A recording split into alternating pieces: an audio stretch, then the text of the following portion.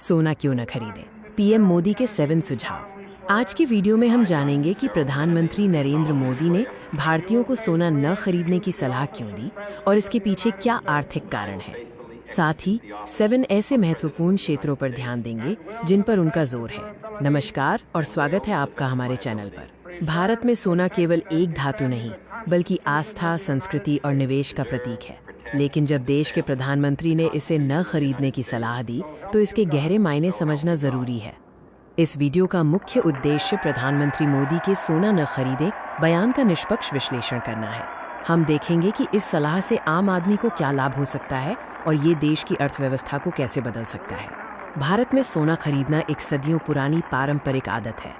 त्योहार हो, शादी हो या कोई शुभ अवसर, सोने के आभूषण या सिक्के खरीदना हमारी संस्कृति का हिस्सा रहा है और इसे संकट के समय में सबसे सुरक्षित निवेश माना जाता है। प्रधानमंत्री मोदी का बयान सोने के प्रति भारतीयों के मोह को कम करने और देश की संपत्ति को उत्पादक क्षेत्रों में लगाने पर केंद्रित था। उन्होंने सोने को डेड मनी यानी निष्क्रिय धन बताया। इस बयान के पीछे का मुख्य कारण था देश की अर्थव्यवस्था और आयात पर सोने का बढ़ता बोझ। भारत दुनिया में सोने के सबसे बड़े आयातकों में से एक है, जिससे हमारा व्यापार घाटा ट्रेड डेफिसिट काफी बढ़ जाता है। सोने के भारी आयात के लिए हमें डॉलर में भुगतान करना पड़ता है। इससे देश का कीमती विदेशी मुद्रा भंडार कम होता है और रुपए पर दबाव पड़ता है। ये भारत की आर्थिक स्थिरता के लिए एक बड़ी चुनौती है। सोने के बजाय पीएम मोदी ने भारतीयों से 7 अलग अलग क्षेत्रों पर ध्यान केंद्रित करने और निवेश करने की अपील की, जो सीधे तौर पर देश के विकास और उत्पादकता में योगदान करते हैं। इन क्षेत्रों में निवेश करने से न केवल आपको बेहतर रिटर्न मिल सकता है, बल्कि ये धन देश के भीतर ही रहेगा और नई नौकरियां पैदा करने में मदद करेगा। पहला सुझाव, सुरक्षित और सुनिश्चित रिटर्न के लिए सरकारी बॉन्ड, म्यूचुअल फंड्स और छोटी बचत योजनाओं में निवेश करें। ये पूंजी देश के विकास के लिए सरकार के काम आती है। दूसरा सुझाव, बुनियादी ढांचा परियोजनाओं जैसे सड़कों, पुलों और बिजली संयंत्रों में निवेश करें।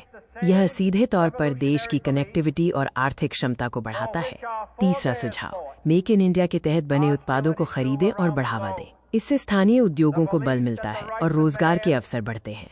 चौथा सुझाव, शिक्षा और स्वास्थ्य के क्षेत्र में निवेश करें।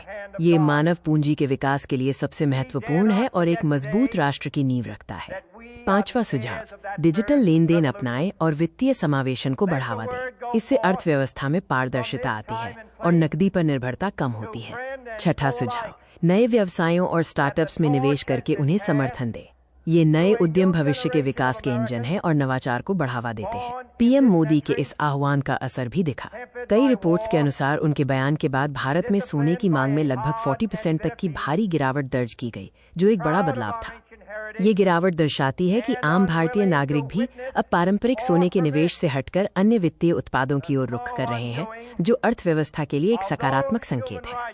सोने में निवेश कम होने से बचत की रकम बैंकों और वित्तीय संस्थाओं में उत्पादक पूंजी के रूप में उपयोग होने लगी। इससे ब्याज दरें स्थिर रहने और ऋण की उपलब्धता बढ़ने में मदद मिली। आइए एक वास्तविक उदाहरण देखें। एक परिवार जिसने हर साल सोने में निवेश करने के बजाय उसी पैसे को SIP यानी सिस्टमैटिक इन्वेस्टमेंट प्लान के माध्यम से म्यूचुअल फंड्स में लगाया। उन्होंने न केवल सोने से बेहतर रिटर्न कमाया, बल्कि उनका धन देश की कंपनियों के विकास में भी लगा।